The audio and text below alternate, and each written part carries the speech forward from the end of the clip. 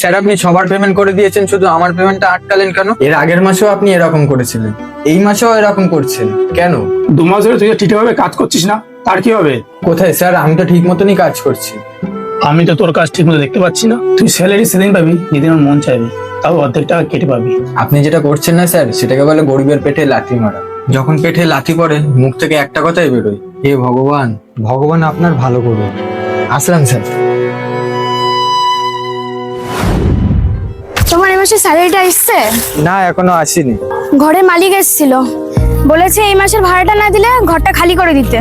মুদি দোকানেও গেছিলাম মাল আনতে, ওরা বলেছে টাকা ছাড়া কোনো মালই দেবে না। কিছু না কিছু তো করতেই হবে। দেখছি আমি কি করতে পারি। এই যে ভাই চা।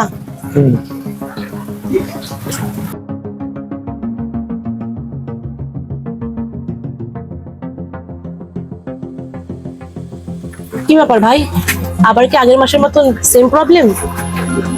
হ্যাঁ দিদি, সে একই প্রবলেম। সেই কারণেই আমি তোমার টাকাটা তোমাকে দিতে পারছি না। তুমি চিন্তা করো না, আমি মাইনের টাকাটা পেলেই আমি তোমাকে তোমার টাকাটা দিয়ে দেবো।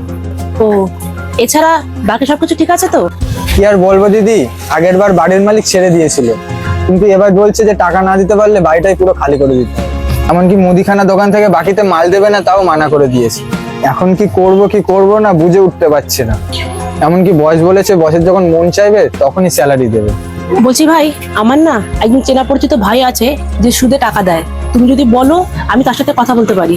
ওনার কাছে টাকা চাইলে উনি দেবে? কেন দেবে না, ওনার তো কাজে সুদে টাকা দেওয়া। হ্যাঁ, তাহলে আমি টাকা নেব। ঠিক আছে, তাহলে তুমি দাঁড়াও, আমি এখন ওনাকে ফোন করে দিচ্ছি। ভাই ক টাকা লাগবে তোর? দাদা 20,000 টাকা। ও ঠিক আছে। আর বলছি যে যাওয়ার সময় স্বপ্নাদির কাছে তোমার আইডি কার্ডটা জমা দিয়ে যাবা। আরে হ্যাঁ ভাই, টাইম মতন যেন সুদটা পেয়ে যায়। হ্যাঁ দাদা ঠিক আছে। ঠিক আছে দিদি, আর যাওয়ার সময় ওর থেকে কিন্তু ওর আইডিটা তোমার কাছে রেখে দিও। আমি আসলাম।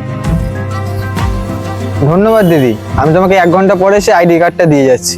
আর এই নাও তোমার চায়ের দামটা। না ভাই, আজকে আমার 4 টাকা লাগবে না। কিন্তু কেন দিদি?